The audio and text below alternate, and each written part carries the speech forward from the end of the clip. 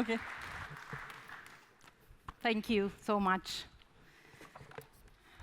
I can't think of a better introduction for this dialogue than the speech by Commissioner Vestager.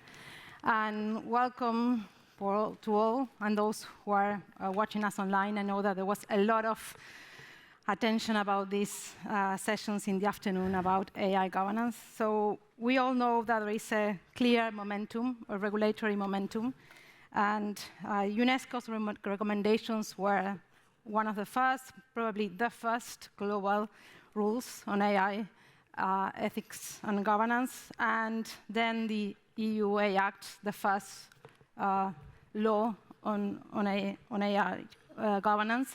So it's definitely a regulatory effervescence. So we would like to talk with you, two key leading voices in the digital governance from UNESCO and from your work on Guide and from your times at ICANN about what is this momentum about and what are the challenges ahead. So let's start by giving us your general evaluation about where we are in this push for governance of AI and what are the challenges you face ahead. Gabriela, you want to start? Yeah, well, thank you so much, Julia, and great to be together here. The fact is that we've heard it. We have a choice to ensure that artificial intelligence, which is this fantastic technology, the capacities of computers and the analytical power that they bring to the very different activities that we do as humans, can help us to build more inclusive societies, or they can just contribute to the inequalities as we face them.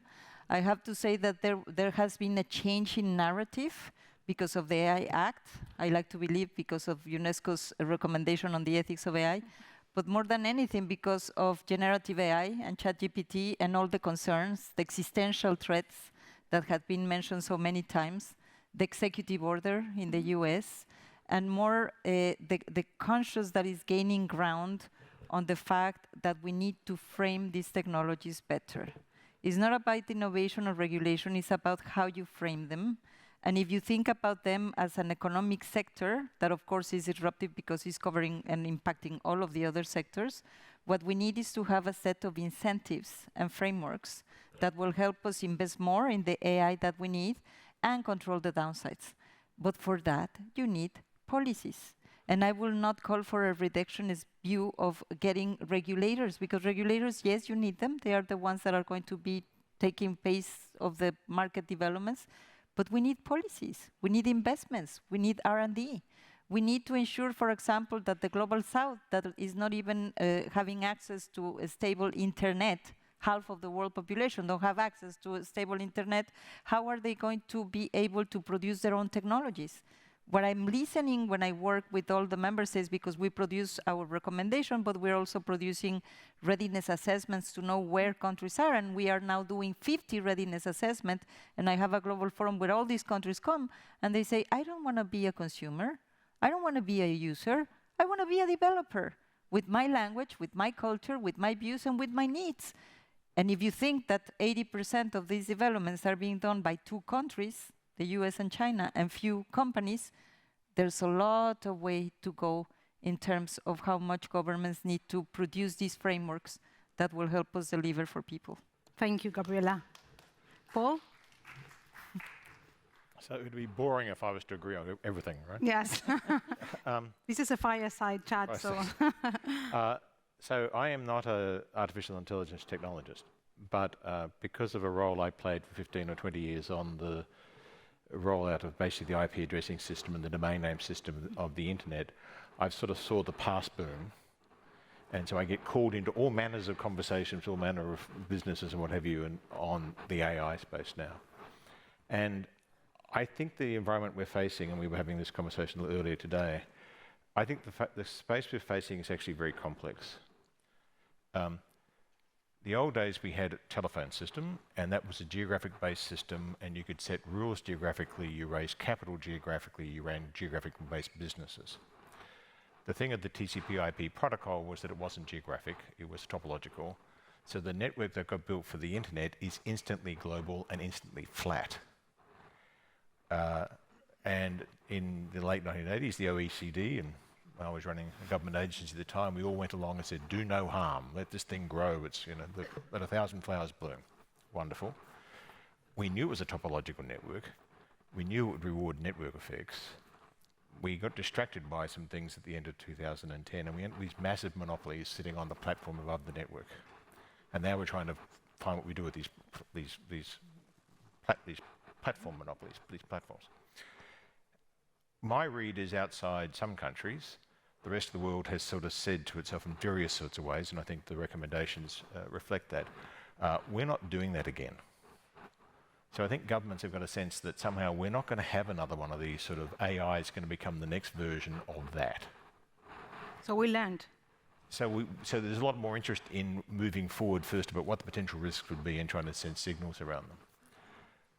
The challenge is the players who were involved in AI, and certainly the big LLMs, but that's not AI, but it's a part of it, spent a fortune using this very flat network to collect vast amounts of data that we don't understand how much it was, built this thing, suddenly had a boom, and they are living the same competitive pressures of who gets to own the world that we saw in 2010, 2012, 2015. And I think they're saying certain things about values, but I think internally they are just trying to get as much capital to go as fast as possible to see who's going to own the system. And my experience in North America has been that's innovation and people support it. In China, both the government and business people just look at the Americans. That's what they do all the time, look at the Americans. And so the Chinese copy is a variation for its various reasons, but there's the same phenomenon going on. And so I'm interested to see how we're going to have this collision of people saying, we need to have these limitations, we need to have these values, we need to have these laws, in a dynamic where there's a bunch of people saying, I'm ignoring all that because I've just got to get my trillions of dollars deployed to win the battle, and I'll worry about that stuff later. And so it's going to be interesting. I don't know what the answer is yet, but it's going to be an interesting dynamic. Great. Let's move from this general evaluation of where we are to the specific strategies. We are seeing a risk-based approach in the EU AI Act, a right-based approach in some other countries. Do you see, Gabriela, and you, Paul, a competition that is not good for effective governance? You think that it's contradictory, that we have different strategies? It's okay that each country follows its own way to govern this. Is that possible? How do you see this very complex ecosystem of regulations taking place in different places at the same time? I'm getting into that, Julia, but I cannot help myself to respond. tell him. We got it. Now this is a fireside chat. No, the fact here is that many times I hear people saying, when I was negotiating this recommendation, 193 countries, saying first comes human rights, human dignity, sustainability, and then people were asking me, how are you going to convince the big tech? I was like, do I need to convince the big tech? What's the role of governments if it is not to protect the integrity and the freedoms of people, to establish the rule of law? And if you establish liability regimes, and I know all the complications because I don't want to sound Pollyannish, but at the end, that establishes the set of incentives that will make businesses comply. Yes, they're too big. Yes, we might need to rethink the way we govern data. Yes, we need to change the profit-making objective to something else. But all of these things, I'm an economist, and I also believe in policies, and policies matter. So I think that coming back to the risk-based, human rights-based, I think they're all the same. Risk-based are just looking at the technologies in itself. Those that seem to be, like ChatGPT, massive enough to have massive impact, they will go into a more regulated set of rules. Do not get into everything because you cannot control everything. The rules base is the same because at the end you're looking that the technology should not harm people, which is very basic. For me, many times, because the recommendation, for example, says before any development reaches the market, it should be tested. And some politicians are saying that. It's just like, wow, fantastic. I mean, this is 101, isn't it? I mean, this is just putting all this amazing innovation into a very reliable path through policies, through investment. And for that, I think that what is very important, and I'm even working with the European Union to look at what kind of investments you need to do for governments to be prepared. Because that's the big question. We say, oh my God, ChatGPT and generative AI have increased exponentially the capacities of these technologies. Well, we need to increase exponentially the capacities of governments, of people, of communities to deal with these technologies. But I think we can do it. It's not that it's not complex. Of course it's complex. But if we continue just protecting the incumbents and saying, well, they do whatever they want with the data and they produce whatever, no, it cannot be like that. We need to have some rules. And we need to have the rule of law, of course. So I know you like saying that there was this false debate between regulation and innovation. Yeah. Now, as you are saying now, there is now a kind of false debate about risk-based approach versus right-based approach. Do you think that it's part of... I would not want to say false debate. I would like to say that all converge. They converge. And I think that the magic work is that they need to talk to each other because it's global. But what I'm seeing in terms, for example, my Director General was last week in Chile presenting the readiness assessment methodology, and they decided to go by the risk-based approach. But the reality is that you look at the fundamental freedoms, at the human rights, at protecting the privacy, the integrity, at not producing false information. All of these things, I think they are intertwined. The only point is that because it's global, we need to come to global rules, and I think that UNESCO has made a contribution there. Yes, definitely. And let me say that Chile has presented last week the National Strategy for AI and a law proposal that is probably having some effect in the region and probably outside the region too. Paul, do you want to take this? Oh, later we have to have a conversation about how you succeeded everybody to sign those recommendations. I was intrigued when that happened. So I completely agree about the need, and in terms of the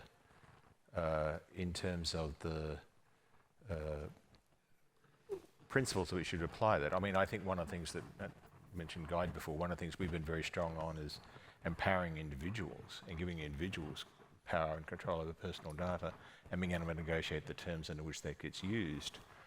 So we get a lot of discussion about the role of regulator and government to sort of say how you do this data, but I think that potentially has a role also where the AI will develop out, and we might diffuse part of the discussions, at least geopolitically, if part of the process is more individual control or more group control, or but we can come to that. I think there will be this convergence, you say, around the risks. I think people will listen to that. The thing, coming back to what I said before, which I notice is, you look at this piece of litigation that started in Austria this week around some individual who's claiming that the ChatGPT keeps producing his or hers birth date, and it's wrong, and it's gone to them and said, please fix it.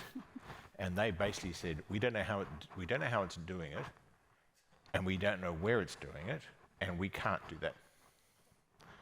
And their response is, well, you're in breach of the existing regulations in the GDPR, therefore we're going to sue you. But the problem is the other party has spent billions building a piece of technology driven by that competitive force, and they'll just pay the fine because they're not going to change the billions they just spent. So I think that dynamic is we're going to see that. We've just seen this with this so-called the data war. And now people are figuring out how to we've just run out of, these big players are saying we've run out of data. We've got no more data, so how are we going to get the data? So yeah, it's an interesting, I think it's going to be an interesting, continuing interesting dynamic. Let's move now to the inequalities debate. And we know that frontier models are getting way more expensive. So it's nice to say that we want to have the Global South being not only recipients, but also producers, but it's very difficult to get it done. From your experience, Gabriela, and what you are seeing so far, what are the best strategies to do that? What countries can do in the Global South in general, but in different contexts to try to be innovators and not only recipients of what is being done elsewhere? Well, the fact is that you get back to the very old friends.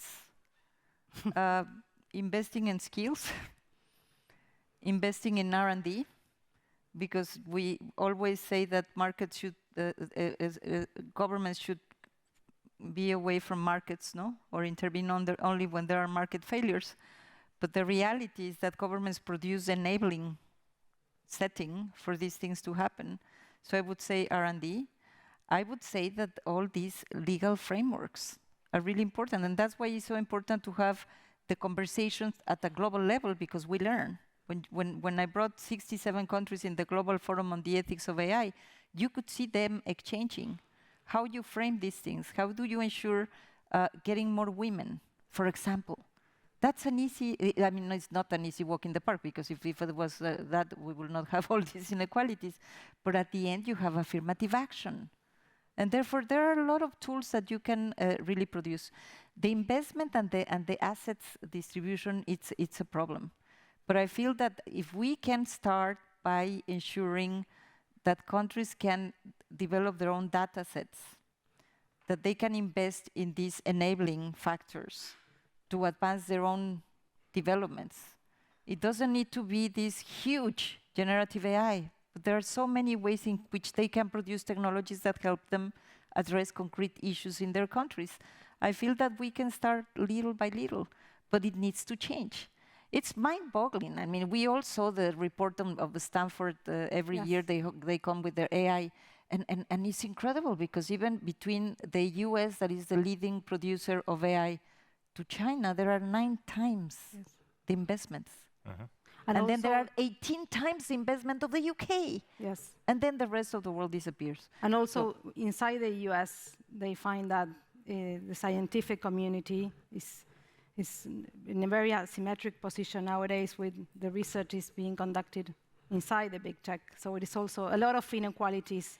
But you can learn, for example, Julia, what is there in the US ecosystem that is so inspiring?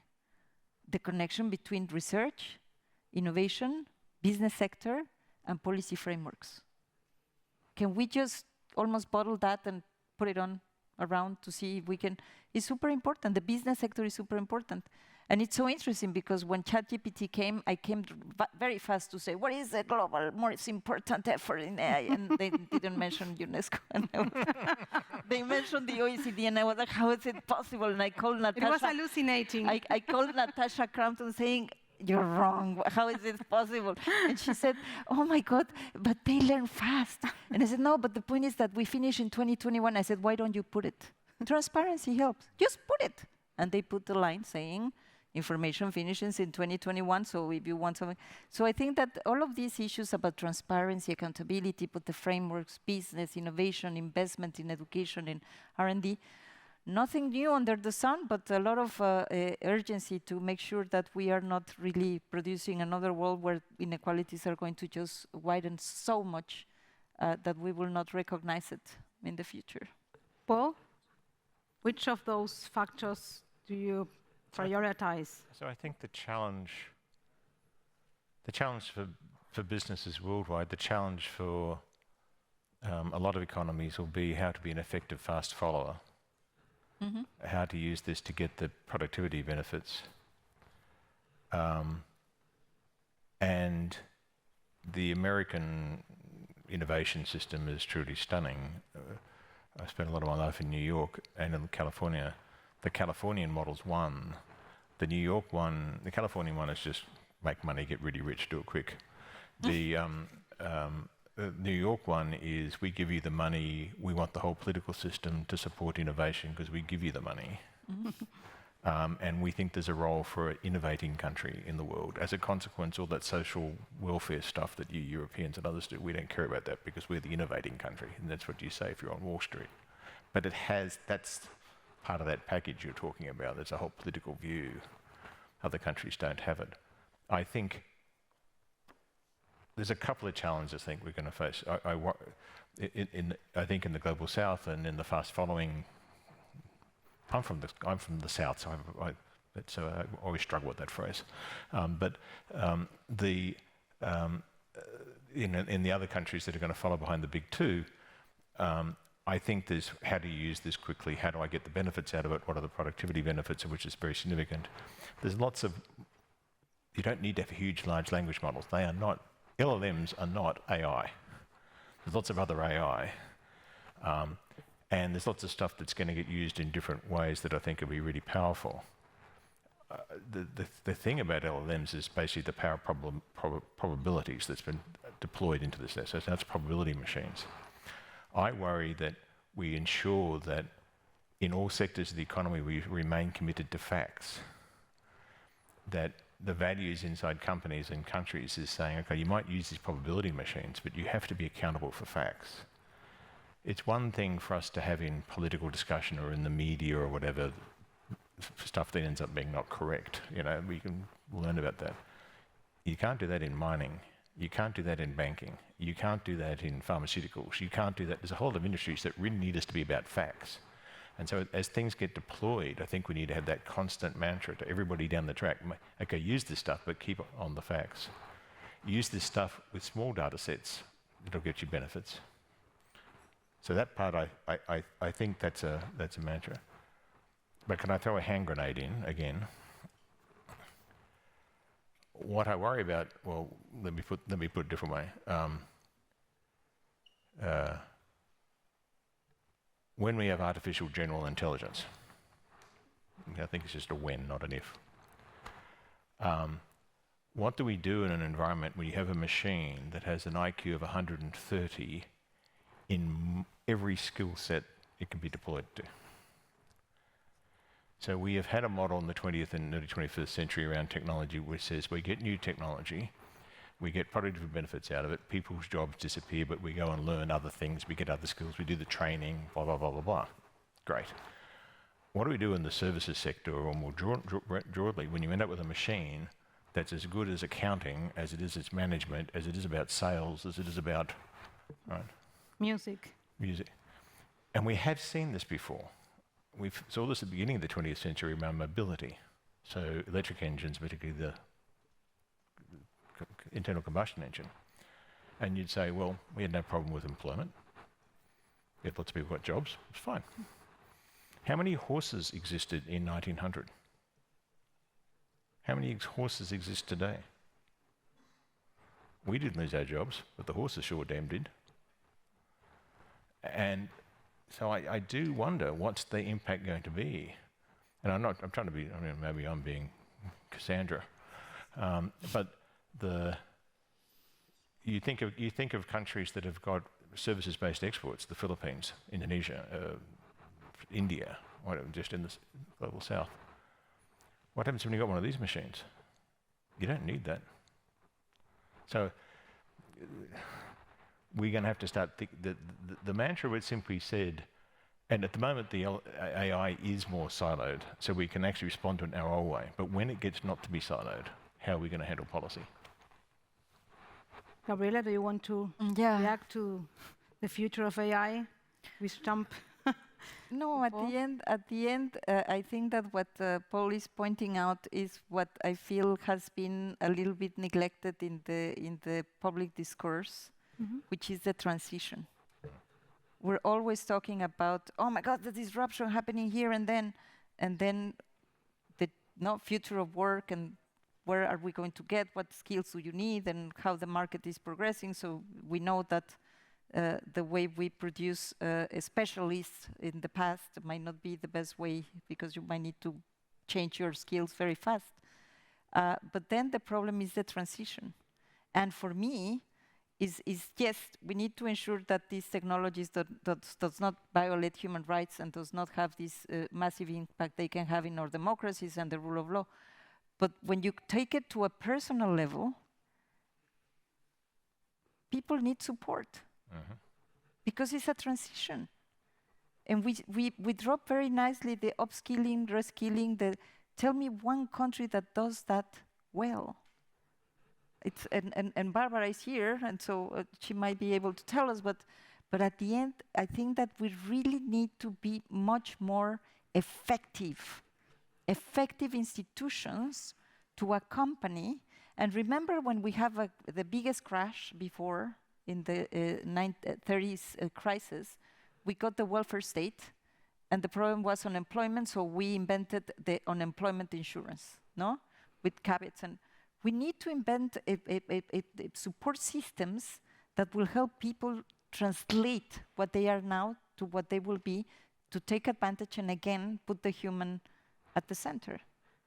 Paul, yes. I completely agree. And Commissioner Vestager said something very important, I thought, before. She said, if I get it right, a disaffected consumer she put it more positively, a positive consumer feels like they're a real citizen, or positive citizen. A disaffected consumer then feels they're a disaffected citizen. Mm-hmm. And in a space where the disaffection as me as a consumer is in the hands of a black box that the political system and the things that I'm used to has no way of knowing how to affect change then, quo vadis the political system.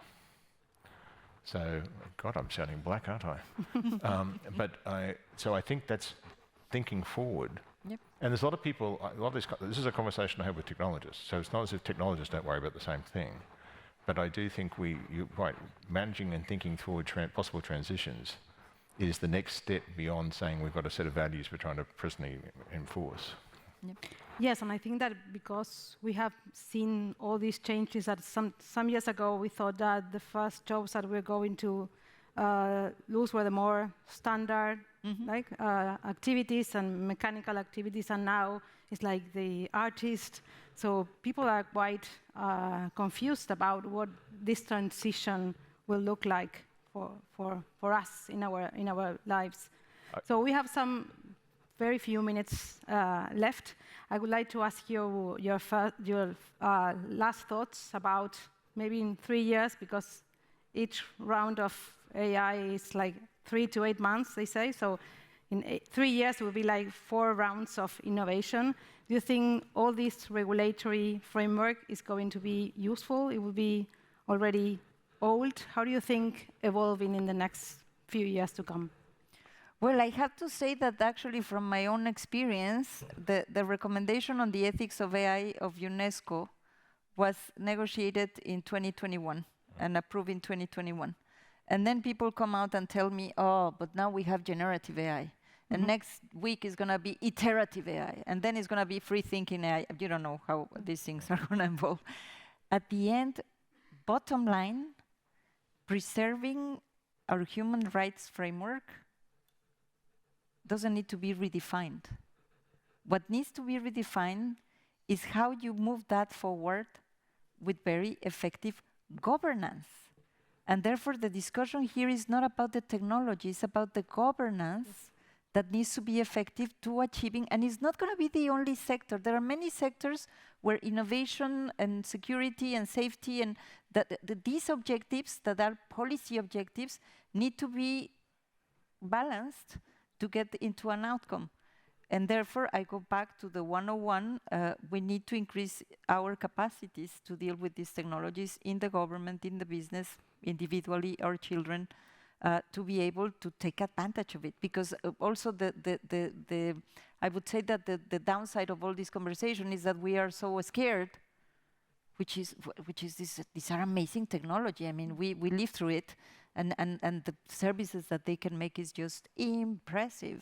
So I feel that we would need to get this sense of agency back towards shaping it in the right direction.